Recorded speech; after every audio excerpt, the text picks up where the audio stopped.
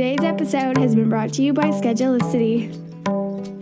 And also the Conscious Marketing for Yoga Teachers training that's coming up very soon with Tristan Katz. I'm really excited about this. I will be there learning right along with you from Tristan. September the 9th is when it's live. Yes, there's a replay for sure. It's all online, and you can sign up and find out more by going to theconnectedyogateacher.com under trainings and events. Hello and welcome to the Connected Yoga Teacher podcast. I'm your host, Shannon Crow. I use she, her pronouns, and a random thing about me is that I learned to drive standard when I was learning how to drive. My dad taught me, and nope, I'm not a cool standard driver. One time, my son Wyatt, he was maybe, I don't know how old he was, but I remember he was still sitting in a car seat. So I'm guessing like he was between 1 and 2, but he was talking quite well. And we actually had an 18-wheeler truck, and we would collect those big round bales of hay. And I got asked to drive the big truck that day. And so I strapped Wyatt in beside me. It was in the field. It's not like I was driving on the highway, but the truck was a standard. And I do know how to drive a standard, but it's really bad. So we were driving through the field, and Wyatt said to me, "It's so bumpy in this field when you're driving." So that's what it's like to drive with me in a standard. It's something I've lost the art of for sure. And now I drive an automatic whenever I drive, and I'm just grateful.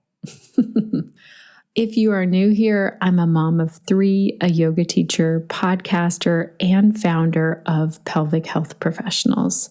And this podcast was created for you so that each and every week you are connected to the information and inspiration that will support you as you build your very own unique yoga business. Sometimes one of the not so fun parts of running a yoga business can be the marketing side of things. We have a lot of conversations in the Connected Yoga Teacher Facebook group and a lot of questions from yoga teachers who are asking, how can marketing be easier? And a lot of yoga teachers say that they don't enjoy marketing. They say that it feels uncomfortable, and they don't know how to get their message out there in a way that feels more comfortable and doesn't feel salesy or sleazy.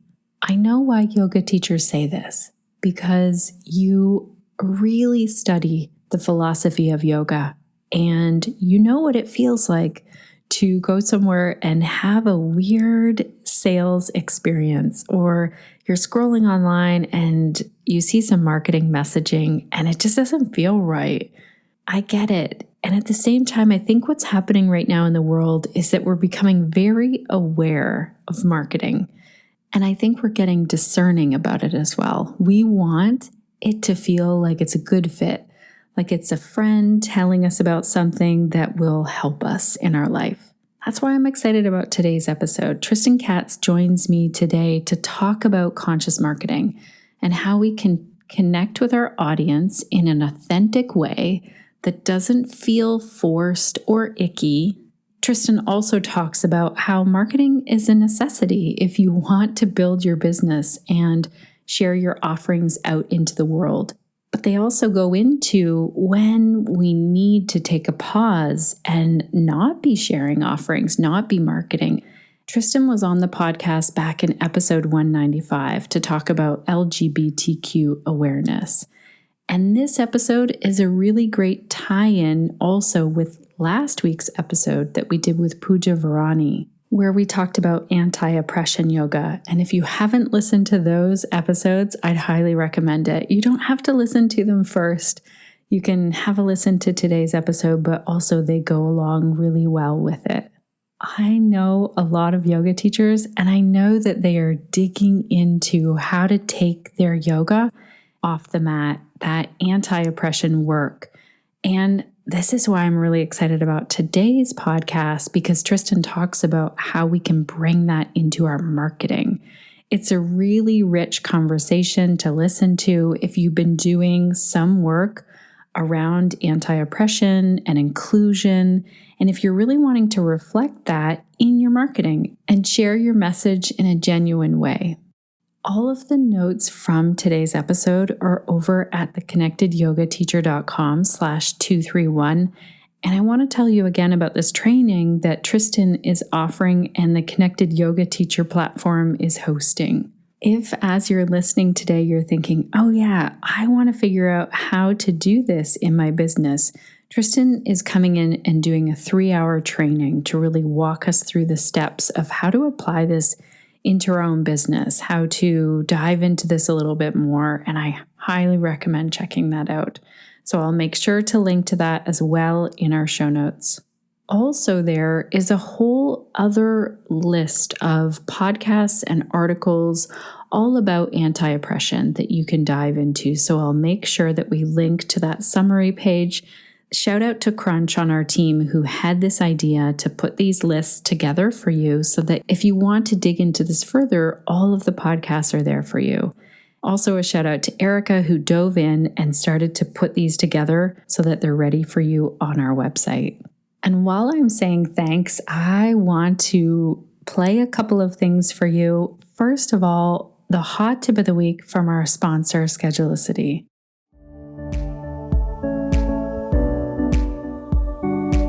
Hello, Connected Yoga Teachers. This is Allison with the Schedulicity Hot Tip of the Week. Feng shui your yoga space by getting rid of appointment books, messy calendars, and stacks of sign-in sheets.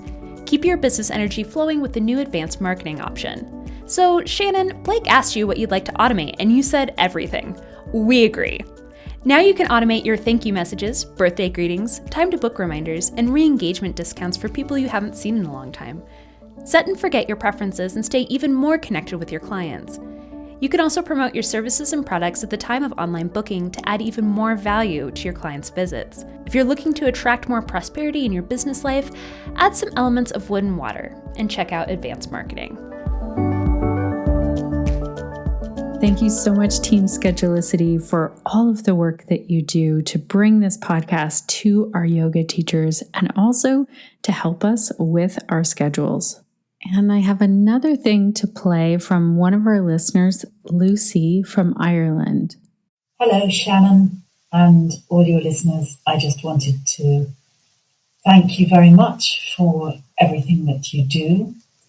I am very inspired by your work, and I listen to and have been listening to your podcasts for some time now. Often in the car on the way to Mayo. I live in Cork in Ireland. I'm from Scotland and I've been teaching yoga since 2002. And it's been a slow journey. And I am very interested in the ecological awareness issues that are emerging for us in this pandemic and also more broadly to do with climate change and biodiversity loss. But I think that your attitude is perfect for that kind of work. You create resilience, which is what I'm interested in, and you have what I would call a compassionate attitude. So thank you, and thank you for everything that you offer and your kindness and your inspiration. All the best from Ireland. Oh my goodness. Thank you so much, Lucy, for this really kind message. I agree. It is important for us to be taking a look at how we're treating the planet right now. And I really do think that that's part of our work as human beings, but also as yoga teachers who care about the planet. And I think this can be part of our yoga. So thank you so much.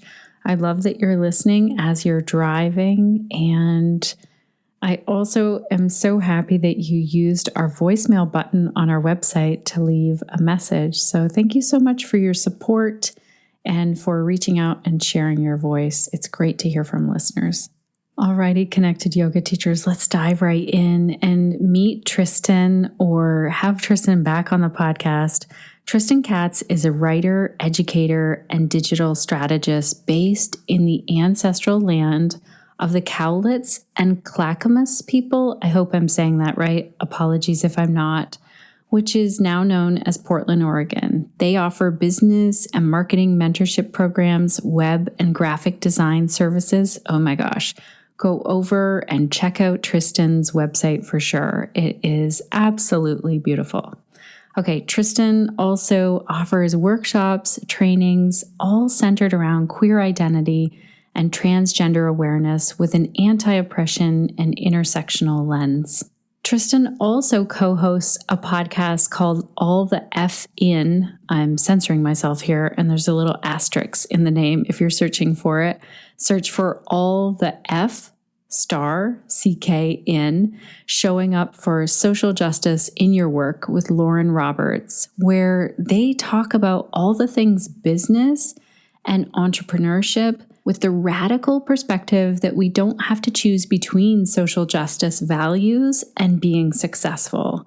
It's such a good podcast. If you are looking for more podcasts, head on over to this one and have a listen. Tristan also sits on the board of directors at Accessible Yoga. Through their work, Tristan supports those who seek to grow while staying aligned with the practices of yoga, equity, diversity, and inclusivity. Welcome to the Connected Yoga Teacher podcast, or welcome back, Tristan. It's so great to have you here today. It's great to be back, Shannon. Thanks for having me again. Share with our listeners who maybe haven't heard the first episode that we did together an introduction of you. What is the work that you do? Who do you do it for? And anything else you'd like to share in that intro? Cool. Thank you. My name is Tristan Katz. I use they, them pronouns. In the previous episode I was on with Shannon, we were focused on LGBTQIA plus awareness for yoga teachers. And I offer trans inclusion trainings for yoga teachers. I also offer business and marketing mentorship for yoga teachers. And I'm gradually moving into teaching marketing workshops from the lens of social justice. So everything that I do is informed by challenging systems of oppression, by bringing anti-oppression practices into our work, and by bringing our yoga into our marketing as much as possible too. So that's something we're excited to explore in this conversation today. This is really exciting for me. I feel like I've learned so much from you since our last conversation. And just, following you on Instagram, I learn a ton, and you've introduced me to lots of other teachers. So thank you so much. I know our listeners have said over and over again how much they've learned from you. So, okay, first of all, I just want to say marketing doesn't feel that comfortable for me. What are your thoughts on marketing? Yeah, I feel like that's the number one thing I hear from most folks who teach yoga is I don't know how to do this. It feels gross. It feels icky. It feels disingenuine. It feels like the opposite of yoga, right? And I actually, I get that because I think that we've all, first of all, taking up space and talking about ourselves can feel narcissistic and self-involved. And it can feel like we're bragging or showing off. The other side of that is we have to tell people about what we're doing. We have to tell people about what we're offering so they know that we're out there offering it, right? And so if we don't take up that space and share about our work, we're not going to attract new students, new clients. We're not going to grow our communities of practice, right? And so the question is always how do we take up space in ways that are mindful and aligned with our practice, with our personalities, with our personal values? How do we take up space in that way and really look towards sharing what we're already teaching in our yoga classes through our marketing, which to me is an entry point into both making marketing accessible for yoga teachers and making it meaningful. So it's not just here's my weekly class schedule. I hope you come. Cross my fingers. This actually reaches people. Cross my fingers. Students actually show up. But how can we offer something meaningful in our marketing that makes a point of connection and that builds a relationship with people? Because that's how we're going to get new students in the door or in the Zoom room. And so to me, it's hard to move through the icky feeling and that icky stage. And I think if we can come up with systems and strategies and ways to connect with our voices and what matters to us in terms of our personal lives, in terms of the practice, then it becomes much more easy to share from that place. And marketing is really just about sharing, right? So we need to get past some of the like mindset blocks and some of the ways that we've internalized negative messaging because of capitalism, right? And how can we market our work and grow our work in a capitalist world, but kind of lean into challenging capitalism in the process? And to me, that's like everything I just said is a part of that practice. That's amazing. I love how you call out that this is uncomfortable. Marketing does feel uncomfortable. And also, so does the work that I know many of our yoga teachers are doing now in the anti-oppression, like in whatever you call it, bringing yoga off your mat out into the world or social justice, whatever, that also can be uncomfortable. So I feel like when we combine the two, it's like this really super uncomfortable, okay, I'm going to market and I want to say the right things. And underneath that, I want to be doing my own education work. Like I have felt this, I don't know, well, definitely since 2020, I feel like the veil was lifted in the world where we started to really take stock. And I know many people were doing the work before, you included. What are your thoughts on when we start to combine these together? And I'm sure you see it as well. Yeah, I mean, I want to go back to the acknowledgement that we're both making that this is potentially uncomfortable, that doing the deeper work of bringing the yoga off the mat, of exploring social justice as a practice can also be uncomfortable. Like yoga prepares us for the discomfort, right? Yoga, the physical practice of yoga, it helps us tap into understanding the line between discomfort and pain, right? So when we can be on the mat, holding a standing position, for example, for an extended period of time, and come back to our breath or come back to the place where we're making contact with the ground, whatever it is, like we are learning skills all the time through the physical practice of yoga of how to hold and be in those moments of discomfort. How do we take those skills into our off the mat experiences, right? Whether that's anti-oppression work or marketing. And so, I kind of keep coming up with like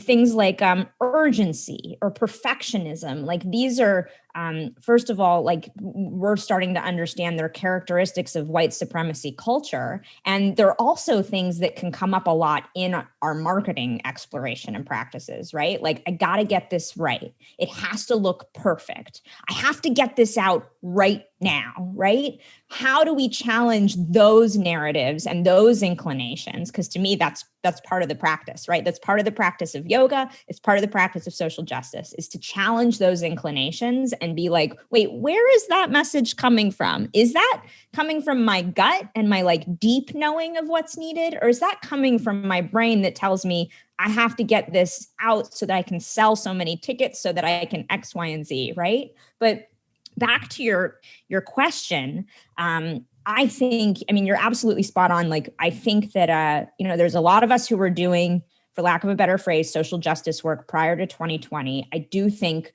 COVID and the murder of George Floyd invited us all to wake up more deeply. And I think we're having more large-scale collective conversations about what it means to be a yoga practitioner, and how we can't just practice in isolation, and how our practice needs to be taken off the mat, and what that looks like beyond ahimsa as vegetarianism, right? Like that's always my go-to. It's like, we've all been talking about vegetarianism for years in yoga teacher trainings. Like what's beyond vegetarianism? Like what's the deeper invitation of ahimsa? So in relationship to all of this, in the midst of this collective awakening that I think many of us are in, to me, we can show up in our marketing and like move that conversation forward Or we can show up in our marketing and ignore the conversation entirely, which isn't in alignment with yoga,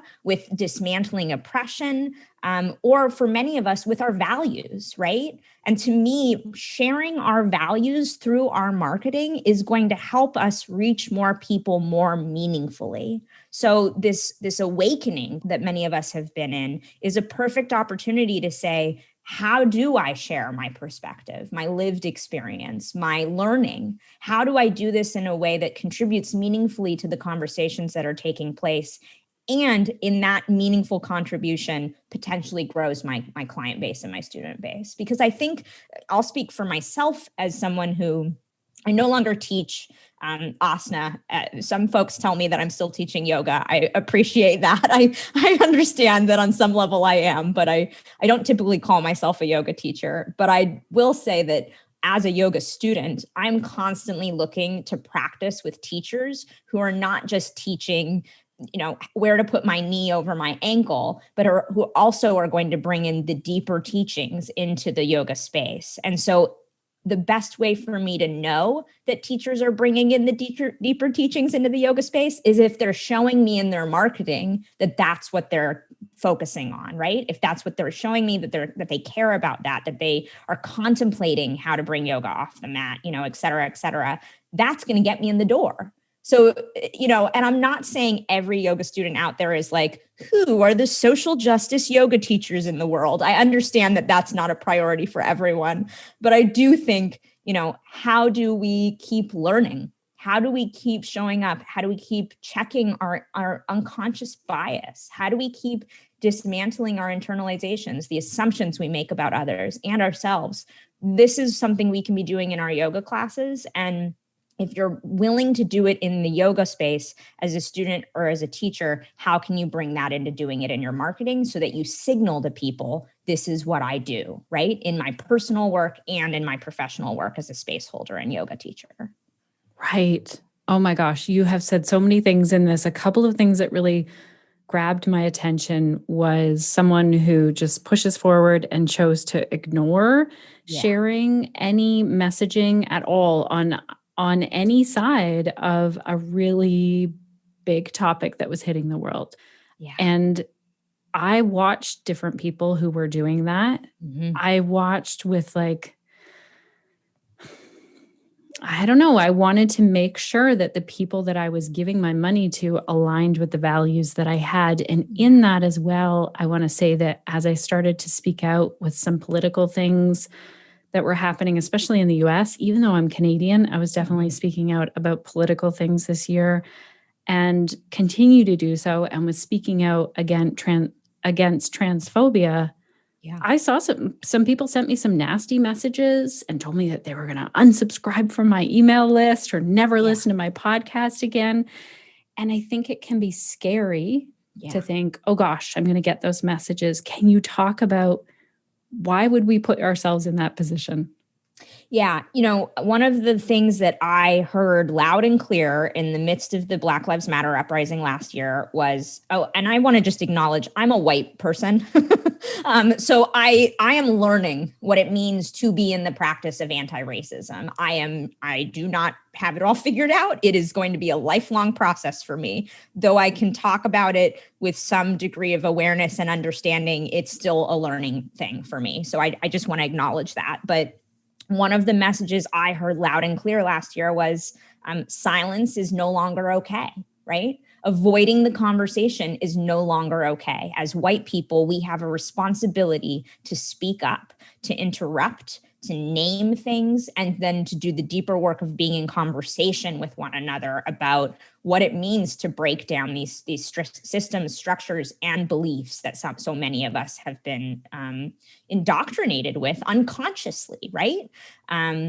So to me, avoiding the conversation isn't doing anyone good, and avoiding the conversation is actually perpetuating the harmful nature of all of these racist policies and systems. Avoiding the conversation to me is not in alignment with yoga. If yoga teaches that we're all interconnected, that we're all one, that we all deserve well-being, collective, and individual transformation and change and liberation, well, then don't we have to be talking each individually and collectively about what's really going on in our world in relationship to racism and transphobia and all the other forms of oppression and marginalization that are causing harm to people on a moment-to-moment basis? Like this is yoga, right?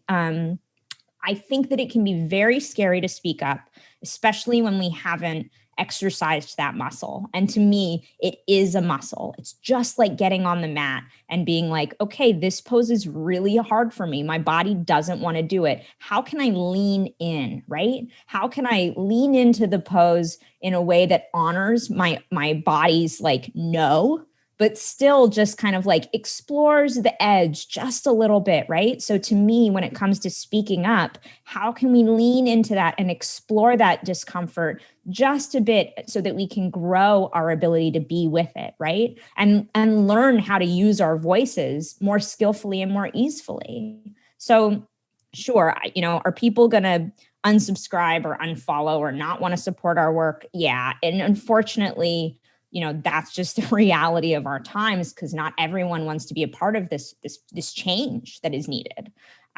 Does that mean we should not speak about the change that is needed? No. I think we just need to hold awareness that, like, yes, marketing and things like our newsletter list and our social media following, those numbers do translate to dollars in our bank accounts. That's real. But whose money do you really want to be in relationship with? Who do you really want to be in relationship with?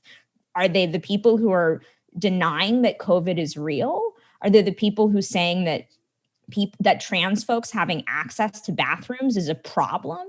Are they the people who are saying that reverse racism is a thing?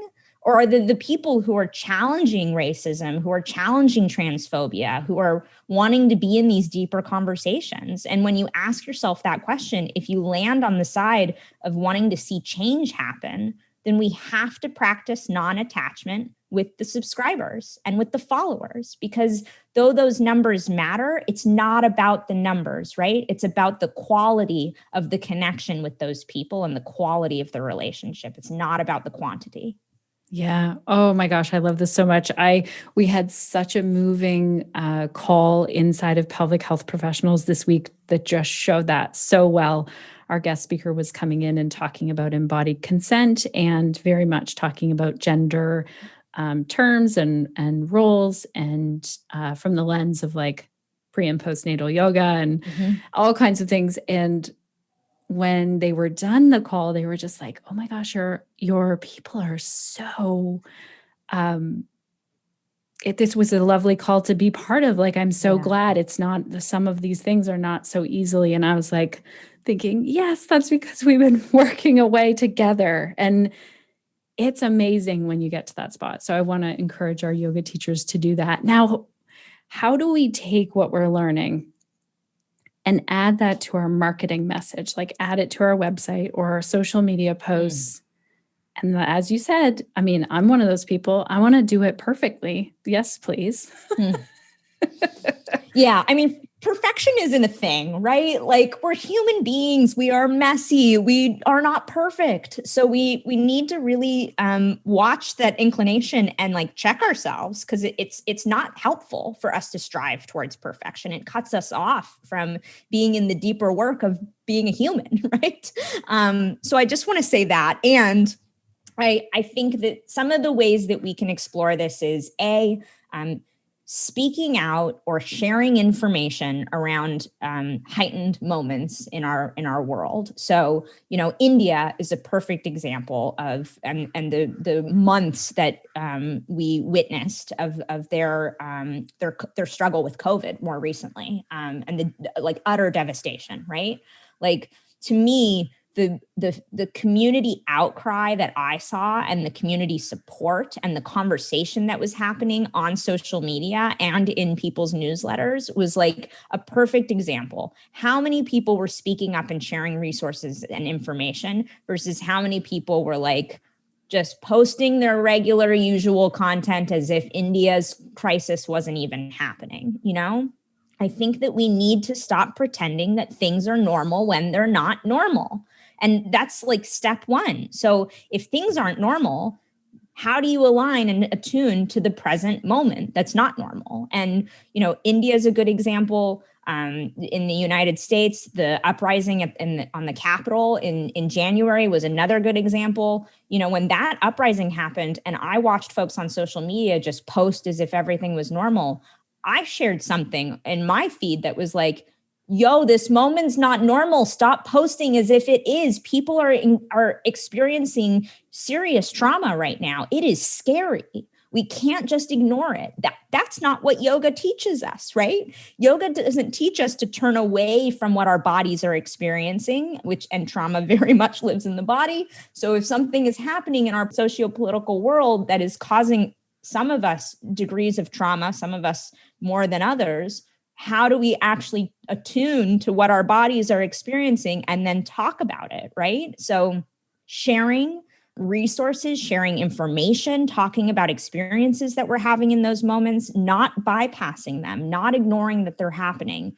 To me, that's key. And that can be done in newsletters. It can be done in blogs. It can be done on social media. And anytime you write about that stuff and share some about that stuff on these platforms, you're showing people what matters to you, you're engaging in the deeper work of what it means to take up space intentionally, thoughtfully, and not just from a gotta promote this offering standpoint. And C, side note, you're potentially boosting your search engine optimization results too, right? Because when we share these kinds of words and thoughts and reflections on our websites, those turn into keywords, right? That Google will recognize potentially, and more people will potentially find our writing in the process. So, when certain moments happen, I always want to invite yoga teachers to consider their platforms and their reach and their audience, and to not ignore the thing that's happening, but instead to contribute meaningfully to the conversation. And that can be tricky, especially for those of us who hold more privileged identities. Like, as a white person in the midst of the Black Lives Matter uprising, we have to figure out what our roles are, right? And to me, I have to figure out how to decenter myself and my own whiteness in that conversation while still contributing to the conversation. And I think one of the easiest ways to do that is to amplify and share the voices of Black, Indigenous people of color who are already saying the things, right? And that's why I thought the whole call to amplify Black folks in that moment was so powerful and so beautiful.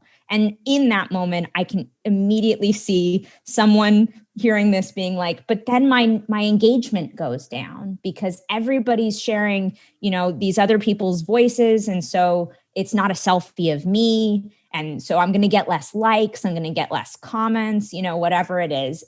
We have to separate ourselves from the desire to post for engagement's sake. We have to post because it's what is in our hearts and on our minds and in the collective consciousness. And I'll just say too, an example of this is the Israel-Palestine situation and the fact that it's now no longer at the top of the news cycle, right? But I'm a Jewish person. I was raised with a lot of Jewish upbringing. And in the midst of the recent Israel-Palestine news, I had a lot of thoughts and feelings. And so I started writing them down into an article that I was going to put into a social media post. And it wasn't done, quote, in time for the height of the Israel-Palestine news cycle crisis. I wasn't finished. Not because I was striving for perfection, but because I wasn't satisfied with the way the article was flowing yet. And so I'm finished with it now, weeks later. People aren't talking about Israel-Palestine as much as they were. I'm still going to share it. I'm not going to share it because I'm hoping that it's going to go viral. I'm going to share it because I want to contribute to the conversation. So to me, coming back to releasing, quantity over quality and coming back to orienting towards, and there's a person who I'd love to reference and share in the show notes, Monica Cadena, is someone I've learned a lot from. And she says, grow your community, not your following. Like, how can we reorient ourselves to even the language we use? This is not about cultivating a following and becoming a, quote, influencer. This is about cultivating community and connection and aligning ourselves with what matters in the practice of yoga on the mat and off the mat. And in marketing, it's the same exact thing. It's not about the numbers, you know? Yeah. Oh, that's amazing. I'm wondering, as I listen to you, because I follow you on Instagram and I was really watching many of those things that you were talking about as you were sharing and learning from you in there. Do you ever feel like, oh my gosh, I just actually wanted to share a nice photo of my dog and the walk we went on today and not be sharing about the news? Yes. Normally, if that emerges for me, then I won't share anything. And I will hold that photo of myself and my dog for another time because it's still going to be relevant 2 weeks from now or whenever it's, feels more appropriate. I think we need to be sensitive again to the kind of space we take up and how much we're moving from a place of centering ourselves versus centering what's needed outside of ourselves, right? Like in a moment, perfect example too, in the aftermath of George Floyd's murder, that was not a time for me to post a selfie as a white person of me and my dog sitting in the grass on a sunny day. Like that just wasn't the right time. And I had other content planned at that time, but I just paused it. I unscheduled it from the scheduling app. We can't just move our marketing timelines or our selfie plans forward at the expense of other people. Because when we take up that space and move our marketing plans forward because it's what we had planned, we're potentially causing actual harm to people. We're potentially cutting ourselves off from some relationships we might already be in, relationships particularly across difference of identities, right? And difference of lived experiences. And we're potentially just reinforcing the it's business as normal narrative, which is also harmful, not just for folks who are experiencing oppression and marginalization, but for all of us. Because what happens when it's not business as normal for us, right? What happens if it's not business as normal for me as a white person? Do I expect everybody to just keep posting as if it's normal? No, we all deserve to be seen and validated for what we're experiencing. And we're all experiencing privilege or oppression at different points in our lives, depending on our identities. And we need to be sensitive to that for other people because that's how we make the change, right? Right. This is bringing me a memory of, I have a friend who was living in California when there were wildfires there and then moved to Texas when that huge snowmageddon thing hit Texas. And it would have been like me, calling her up and saying, hi, I did this great thing today. Even though I know her whole world is about just trying to get some clean drinking water and electricity. Perfect example. Right. Yeah, perfect example. And that friendship dynamic that we will be sensitive to one-on-one and in an intimate or interpersonal relationship, how do we bring that into our marketing, right?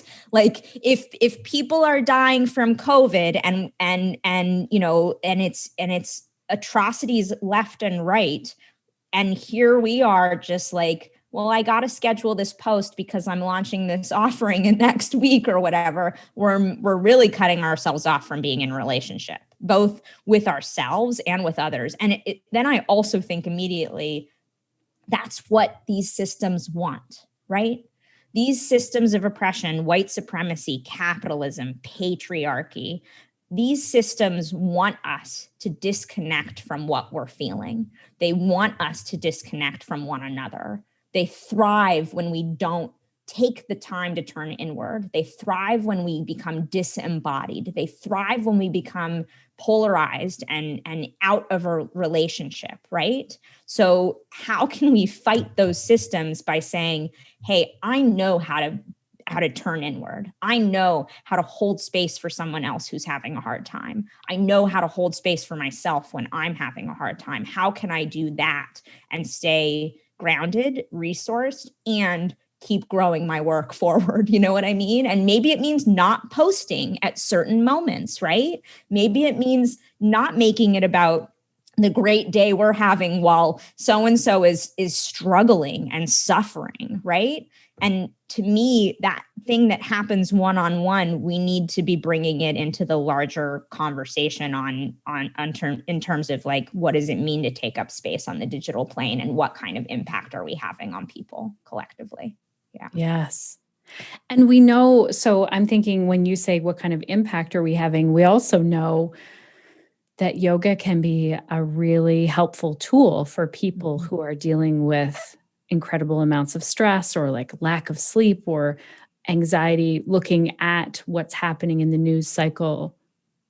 So in getting that marketing message out there, where is that balance of like, okay, we're going to make sure, or how do we do that? How do we make sure that it looks like we are keeping a pulse on basically how people are doing and being compassionate in that, as well as putting our offerings out there and getting people to sign up to help them?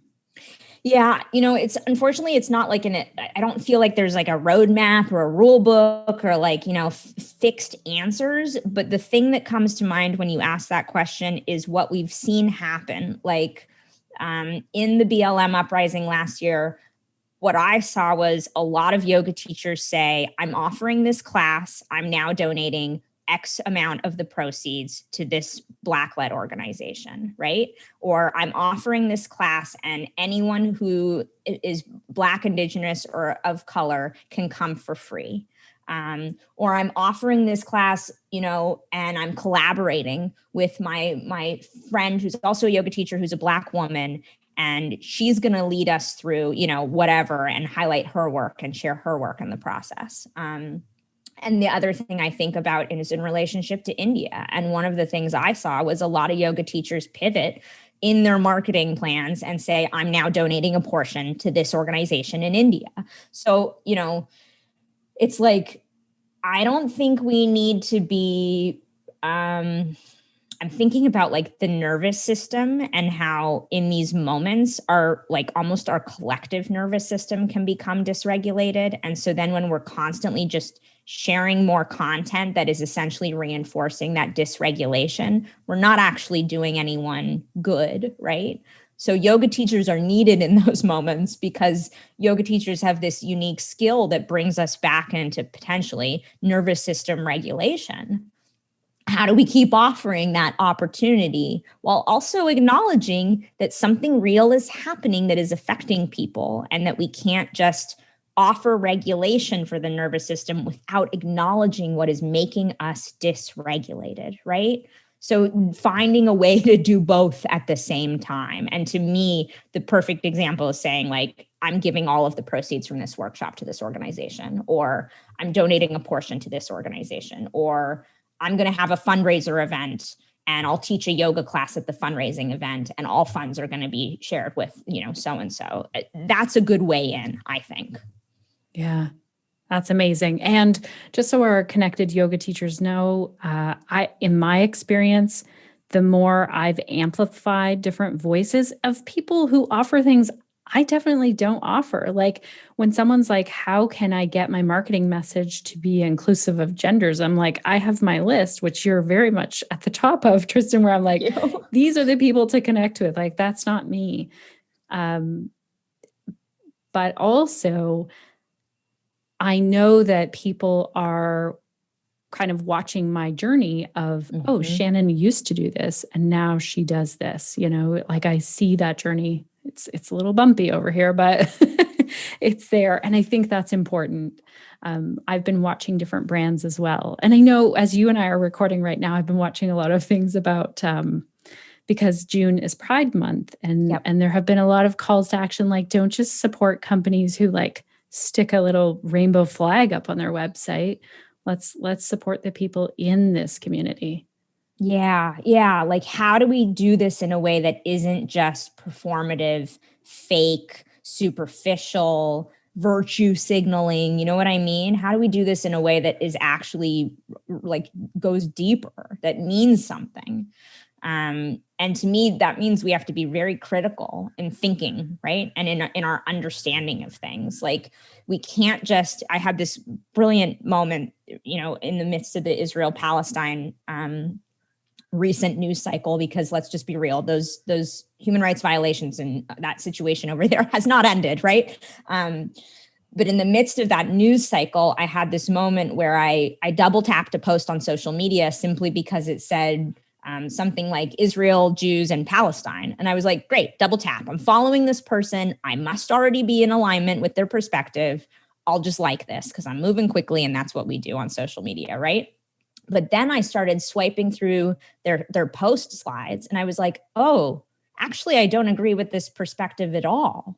So I think, when I think about the Pride thing, and also Juneteenth coming up on June 19th, if you're not already familiar with the history of that day, please do a Google and look it up. But these are moments that I think we need to be really sensitive to and be in relationship with, without buying the garbage that's out there, right? With bringing critical thinking into everything we do. Like, sure, Nike's got a rainbow logo on X, Y, and Z now, whatever it is, that's great. But what's really going on there? Are they using Pride as a way to boost visibility, as a way to signal that they're, quote, allies, I don't know. I'm not in relationship with Nike, but I do know that we can do things in ways that feel gimmicky, that feel phony, and we can do things in ways that are actually about the deeper work involved, right? And so to me, if it was, for example, someone who's cisgender and heterosexual saying something about their experience with Pride, I would be a little wary, right? Like, what role do you have in Pride? But if they're amplifying other people's voices who are talking about Pride, if they're sharing places where they've learned about people who have LGBTQIA plus experiences and identities, if they're sharing some thoughts on what it means to be in relationship across difference, or in the practice of allyship. Like, there's so many different ways to contribute meaningfully to the conversation, and not just post a post that says like, hey, I care, and here's my, generic I care about queer rights post. Like, show me that you care. Don't just tell me, right? Right. Oh, this is so good. This is why it's not just like, oh, what is the one sentence that I should have on my website to show that I care about social issues? There's go ahead. I feel no, there is no one sentence, right? And people often ask me, they look at my website and I've got some language on there about my values and discounts that I offer for folks who hold marginalized identities. And people ask me like, well, how do I do that on my website? And I'm like, I can't tell you. You have to embody it, and then you'll find the right words. So practice embodying it, right? Spend time in conversation over and over and over again about racism, right? Spend time learning from not just one, but several people who teach trans advocacy and trans education work, because each person is going to have different things that they share. And when we insert ourselves in those conversations over and over again, they become more deeply embodied, right? So I always say, and we said in the last podcast conversation that we had, like, if your pronouns aren't on your website and it's safe for you to share your pronouns, that's a good place to start. Put your pronouns on your website. To me, that's a good little marker that somebody is thinking about it, that they care, that they're making efforts, right? But then it goes beyond that, because if you tell me your pronouns, I also want to know that you understand why you're telling me your pronouns, and you understand the deeper implications of that, right? Why are you sharing your pronouns? I expect you to know, if you're sharing them, that you understand why you're sharing them and how important that is. That's just like one example. Some of the other things I think about when it comes to websites specifically is like, do you have a statement about discounts for BIPOC or LGBTQIA folks? Do you offer discounts? Do you partner and collaborate with BIPOC or LGBTQIA plus folks? Especially with podcasts, or people who are hosting teacher trainings, or people who are putting together guest faculty for some sort of immersive offering. are they all white and cisgender and heterosexual, or are you actually in relationship with people who hold different identities? When I look at your website and your lineup of guest teachers, I'm going to be looking at that, right? Because to me, that says something. Like, those are just a couple ways to start thinking about, like, what does this look like from a practical standpoint in terms of like a website setup, for example, you know? Yeah. Oh, this is so good. And it becomes easier or more, like you said, like it's easy for me to put my pronouns on my website now. And I feel really confident telling people my pronouns, but it wasn't at first. It was weird. I didn't understand it at first. And so I think that's the underlying thing, is like the work and the training and listening to different opinions. And there are still very different opinions out there, even in like trans competency training. Mm-hmm. I've learned from different people, and then I have to figure out, it's just like in yoga, you know, you can learn from two different yoga teachers, and it's very different. And you have to figure it out, like, what is a good fit for me? Yeah. I remember as a yoga student thinking that there was one correct version of alignment, right? That there was like, if this teacher taught me, you know, that the hips needed to be, what was it? Like between a plane of glass in triangle pose, or whatever the phrasing was, you know what I mean? Or like some teachers have said that, you know, in Warrior 3, your hips need to be square. And then I've heard some teachers say that your hips can actually be a little off square, right? In order to accommodate the pelvis. And it's like, there is no one right answer. And I had to figure that out over time after really looking over and over and over again for the one right answer. And I had to figure that out too, from really connecting with my body and my body's cues. Like, what actually feels right in this moment? Where do I get more grounding? Where do I get more stability? Where do I feel more energy flowing through me or out my back leg or whatever it is? The same thing comes to all of this other stuff, right? Like, I just heard on a podcast yesterday that we shouldn't be saying, please share your name and your pronouns in group settings. We should just model. We should just say, hi, my name is Tristan. I use they, them pronouns, and then pass it off to the next person. And if the next person happens to share their pronouns, great. And if they don't, great. And we just move on. That's completely different than what I teach. I teach in yoga spaces, we should always share our names and our pronouns and ask for folks to do so when we're in small group settings. So, you know, again, back to your point, like, there's no right way. And people are going to teach different approaches to this deeper work. And those different approaches are all valid. How do we find out what we need and what the folks we're in relationship with need? You know, how do we ask people like, hey, what do you need? I want to make sure that I know what you need so that I can do my best to hold that space for you when it comes time for me to teach. Oh my gosh, this is so good. Thank you. I'm super excited that you and I have put together a plan to help our connected yoga teachers who want to learn more about this in a longer setting and in person with you. So we've set the date. I have to look now. Look at the notes. Yes. We've set the date to be September the 9th from 1 to 4 p.m. Eastern, which is, what is it, Tristan, for Pacific? 10 to 1 p.m. Pacific. And it is a Thursday, and it will be online. And we'll be talking about all of this in a group format. Yes. By the time this podcast comes out, we'll have more details for you of like what it's called. We were throwing around some names: conscious marketing, intentional marketing. We'll see what we come up with, but really it's about more of this conversation and how we can apply it to our own yoga business. I'm so grateful to talk to you each and every time. Thank you so much for doing this work, and thank you for sharing so much with us today. Thank you for having me, Shannon. It's such a fun thing to explore with you, so I'm really grateful. Thank you again, Tristan. I always learn so much from you, and I feel excited to think that other yoga teachers are learning, and it's just making the planet a better place. I would love to hear your thoughts, connected yoga teachers. If you want to expand this conversation, hop on over to the Connected Yoga Teacher Facebook group and share your thoughts. Tell the other yoga teachers in there what you thought of this episode, what questions it brought up, what things you implemented in your own business after listening to it. Or you can also tag us on Instagram. Look for the Connected Yoga Teacher on Instagram. Tag us. I love to see what people are doing when they're listening. I recently had someone send me a photo and tell me what their thoughts were on the podcast, and I really enjoy that.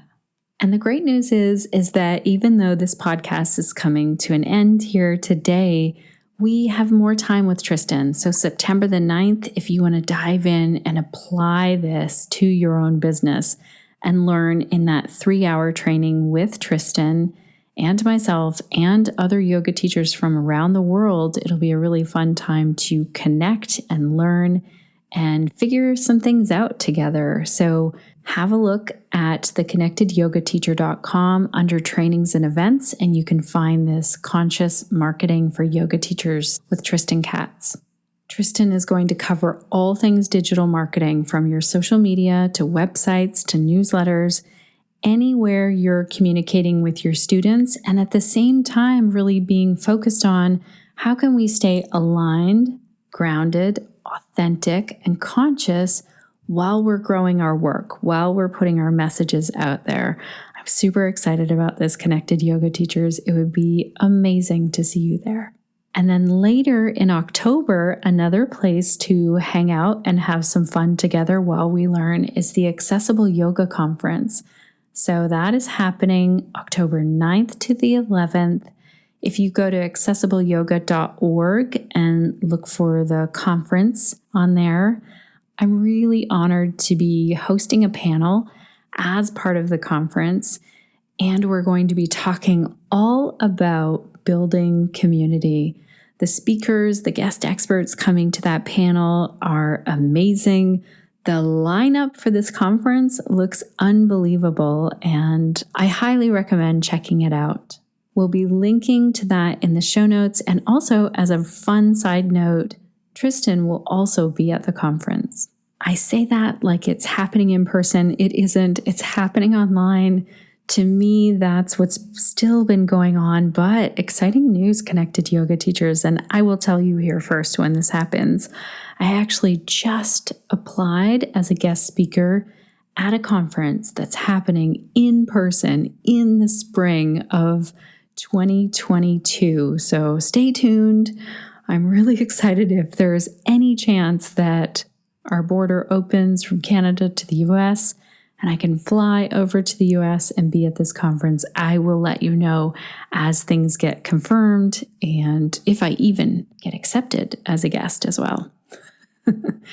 Thank you so much for being here today. Your time means so much. I know that you could be doing other things like braiding your hair or teaching your dog how to do flips. There's so many things that you could be doing with your time, and I'm just really grateful that you chose to hang out here, not only to hang out and listen, but also to hang out to a conversation that I think will have very impactful ripples out into the community where you work and live and teach.